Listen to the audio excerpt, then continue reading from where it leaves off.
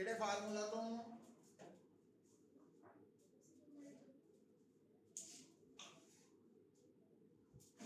ठीक है सब हाँ पुत्र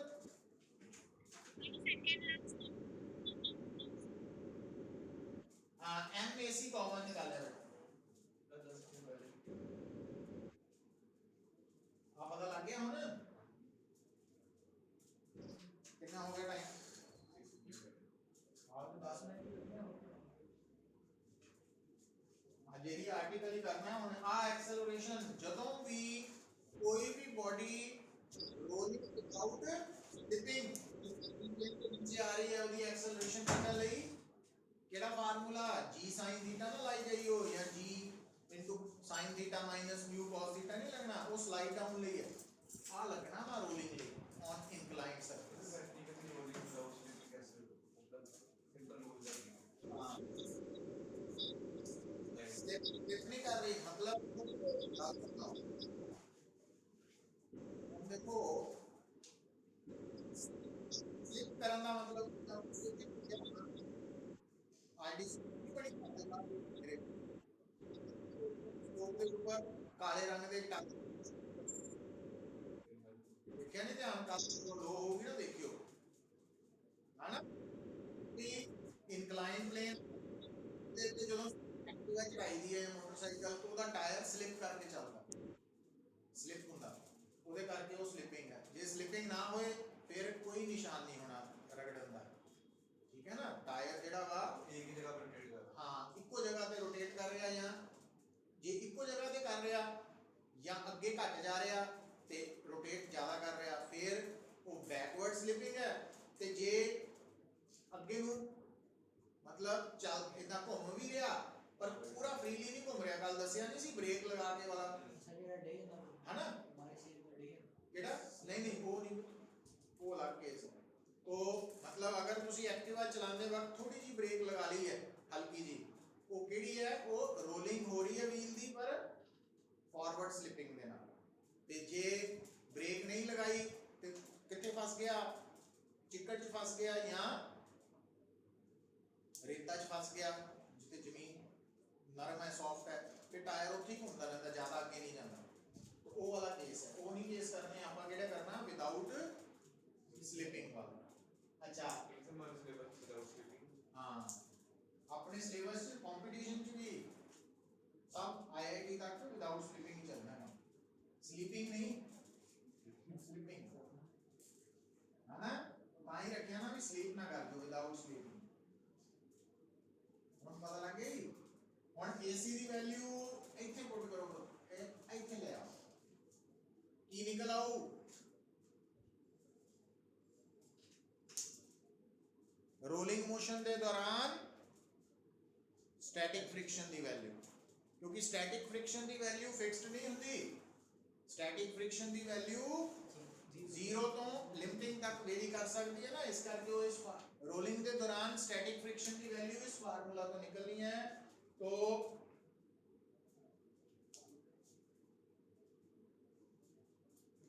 क्या मतलब स्टैटिक फ्रिक्शन की वैल्यू कितनी आ गई IC by r square और AC की जगह की लिख सकते हैं g sin theta over 1 plus ऐसे लिख सकते हैं है ना इनको इतना लिख सकते हैं हम सिर्फ समझाने लिए है तो मैथमेटिक्स ही समझ लग जानी ऊपर लिखता थोड़ा जा ते इथों मैं जे मैं IC mr square ਨੂੰ ਕਾਮਨ ਕੱਟਾਂ ਇਥੋਂ अगले स्टेप च कर लेना ना IC by r square ये दा वाला पोर्शन ही है ना तो मैं लिखने का तरीका थोड़ा बदलता तो ब्रैकेट दे विच g sin theta over JD denominator है ना ਇਹਦੇ ਵਿੱਚੋਂ मैं ਇਹਨੂੰ ਕਾਮਨ ਕੱਢ ਰਿਹਾ IC by mr square ਨੂੰ ਕਾਮਨ ਕੱਢ ਰਿਹਾ ਹੁਣ ਆ ਕੀ ਬਣ ਜਾਣਾ mr square by IC plus 1 ਹੁਣ ਇਹ मैथमेटिक्स है ना तो IC r square कटा गया आ m ऊपर चल जाना मेरा मतलब स्टैटिक फ्रिक्शन की बन गई mg sin theta over 1 plus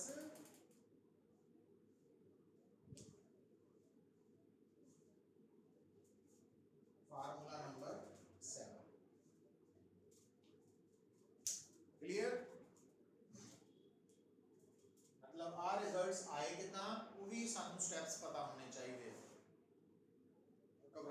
नहीं गल ये प्रैक्टिस तो ही निकलनी गल ये नहीं भी अज दसिया सब कुछ याद हो जाना 2-4 बारी पढ़ूंगे फिर आइडिया आना शुरू होना बाकी कल तो इनिया प्रॉब्लम्स करांगे ता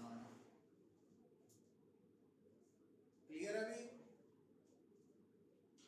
ते लास्ट ਇਹਦੇ ਚ लिखो इसे आर्टिकल का पार्ट है कंडीशन फॉर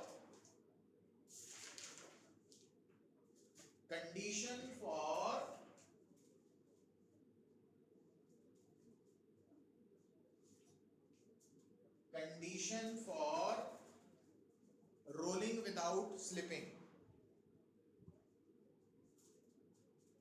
देखियो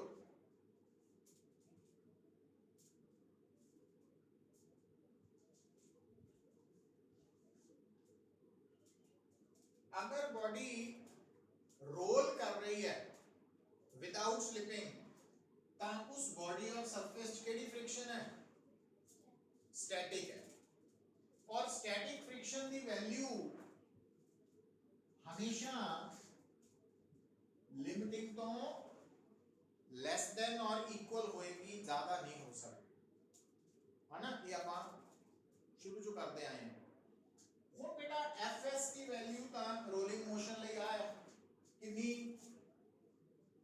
mg sin theta over 1 plus mr² by ic ਤੇ fl ਦੀ वैल्यू हमेशा कितनी होगी mu sn लिमिटिंग फ्रिक्शन हमेशा mu sn n normal reaction और इस केस च नॉर्मल रिएक्शन कितना वा दसो ना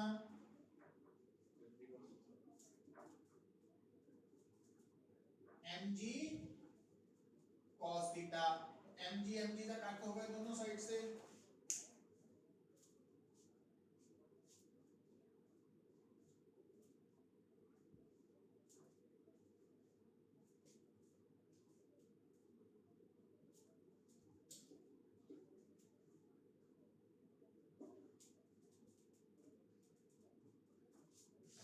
और इनु की करिए cos थीटा नु इधर ले आइए तो sin ओवर cos tan ते आ वाली टर्म नु इधर ले आइए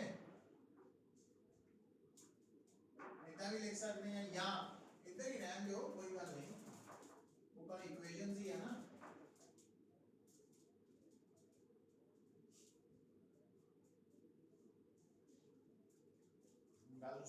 ਇਹਨੂੰ ਆਪਾਂ ਨੋਟ ਕਰ ਲਾਂਗੇ ਇਹਨੂੰ ਇਦਾਂ ਵੀ ਲਿਖ ਸਕਦੇ ਆ ਜੇ ਆ ਵਾਲੀ ਟਰਮ ਲੈਫਟ ਹੈਂਡ ਸਾਈਡ ਵਾਲੀ ਟਰਮ μ s ਤੋਂ ਛੋਟੀ ਆ ਲੈਸ ਦੈਨ ਹੈ ਨਾ ਜਾਂ ਇਕੁਅਲ ਟੂ ਹੈ ਤਾਂ ਇਹਦਾ ਮਤਲਬ μ s ਦੀ ਵੈਲਿਊ ਕੀ ਹੈ ਗ੍ਰੇਟਰ ਦੈਨ ਇਕੁਅਲ ਟੂ ਇਦਾਂ ਲਿਖ ਸਕਦੇ ਹਾਂ ਕਿ ਨਹੀਂ ਇਦਾਂ ਵੀ ਲਿਖ ਸਕਦੇ ਹਾਂ मतलब आ कंडीशन और आ सेम ही है नंबर 7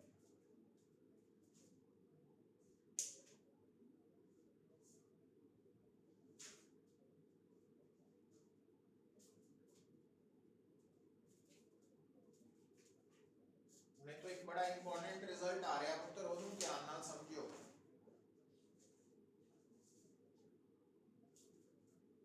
ਜੇ ਆਪਾਂ ਇਹ ਚਾਹਨੇ ਆ ਕਿ ਇਨਕਲਾਈਨਡ ਪਲੇਨ ਦੇ ਉੱਪਰ ਬੋਡੀ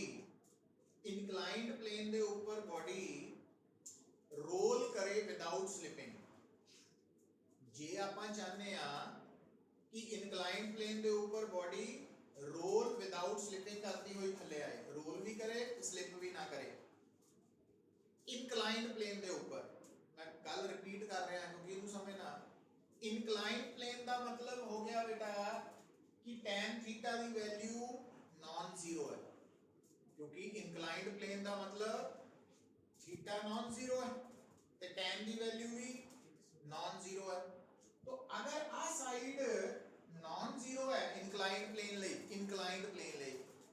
तो अगर ये नॉन जीरो है तो म्यू एस की वैल्यू उस नॉन जीरो तो वड्डी होनी चाहिए है ना मतलब म्यू एस जीरो नहीं हो सकता तो म्यू एस जीरो का मतलब होगा स्मूथ सरफेस फ्रिक्शनलेस सरफेस ਇਹਦਾ मतलब की गल निकल के आई कि अगर मेरे सामने स्मूथ इंक्लाइंड प्लेन है, फर्क समझियो, ये गल बड़ी इंपॉर्टेंट है। स्मूथ इंक्लाइंड प्लेन, मान लो आपां की कीता, दो इंक्लाइंड प्लेन तैयार करवा ले, एक स्मूथ है जिथे फ्रिक्शन है नहीं, एक रफ है। तो जेड़ा स्मूथ इंक्लाइंड प्लेन है ना, जे मैं उस स्मूथ इंक्लाइंड प्लेन दे ऊपर इस पेन नू रख के छड्डा तो ये रोल नहीं कर पाएगा। ये कितना आएगा? स्लाइड करता हुआ आए। मतलब इंक्लाइंड प्लेन दे ऊपर कोई भी बॉडी नू रोल करन दे लई केड़ी कंडीशन नू फुलफिल करना पड़ेगा? आ वाली कंडीशन नू। और आ कंडीशन दसदी है कि इंक्लाइंड प्लेन दे ऊपर अगर तुसी रोलिंग चाहते हैं विदाउट स्लिपिंग तो म्यू एस की वैल्यू ਇਹਦੇ ਨਾਲੋਂ ज्यादा होनी चाहिए या बराबर। और आ वैल्यू इंक्लाइंड प्लेन ਲਈ हमेशा नॉन जीरो है। ਇਹਦਾ मतलब म्यू एस भी नॉन जीरो चाहिए।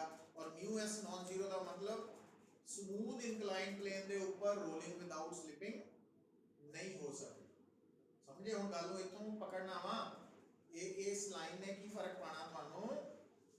एक तो डायरेक्ट आ जाना ना, एक तो उन्होंने तुहानूं एग्जाम च पूछ सकते हैं कि एक रिंग है वो इंक्लाइंड प्लेन के ऊपर रोल करना चाहती है विदाउट स्लिपिंग, तो की कंडीशन फुलफिल होएगी? तो आपां की करना, आ वाली कंडीशन लिख के ਉਹਦੇ ਚ रिंग ਲਈ आईसी की पुट कर देना mr² ਤੇ थीटा इंक्लाइंड प्लेन का एंगल ऑफ इंक्लिनेशन होना ना, वो आपां कल करांगे।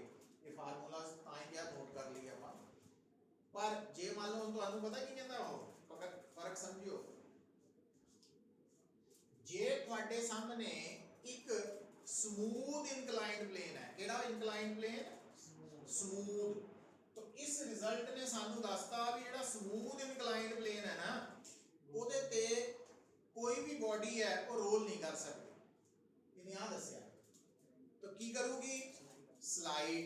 और जदों भी बॉडी स्लाइड करती है स्मूथ प्लेन ते, ਉਹਦੀ एक्सेलरेशन की होती है?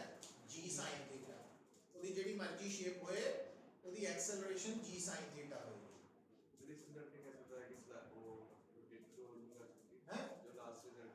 सुनना नहीं मैं? ध्यान होर किते पासे ही है। 15 मिनट हो गए मैनू, है ना?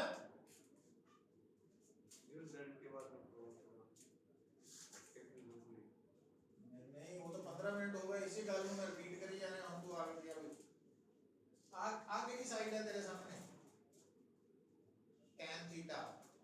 tan थीटा की वैल्यू, थीटा कौन है? केदा एंगल?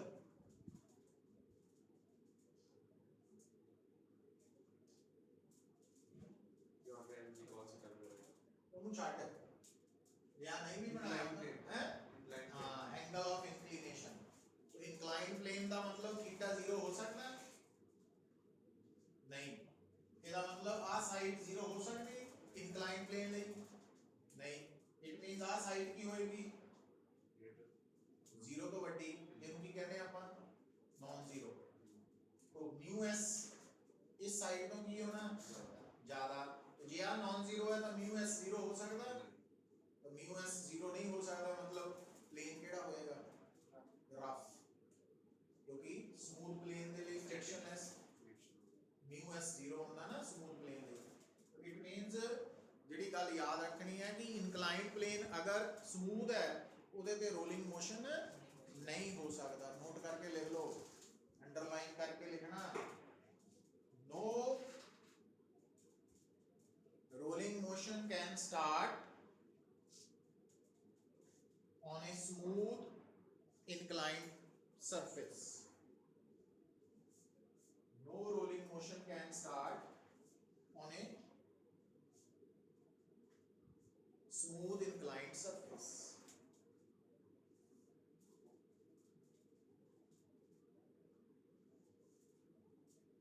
ठीक है? तो ਇਹਦਾ मतलब ਅੱਜ ਤੋਂ ਬਾਅਦ अगर भी सानू कल ਨੂੰ आएगा क्वेश्चन ਜਦੋਂ ਤੁਹਾਡੇ सामने कि अगर ਤੁਹਾਡੇ सामने कोई भी चाहे वो सिलेंडर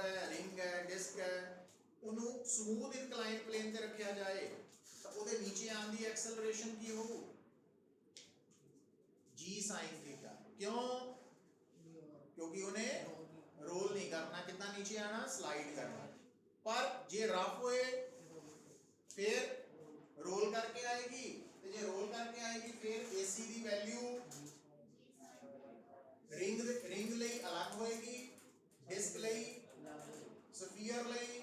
हाँ आ 6 7 और आ 7 है, ਇਹਨੂੰ 8 करो नंबर इक्वेशंस कल आप इन्हों इतों पकड़ के ना फिर डिस्कस करा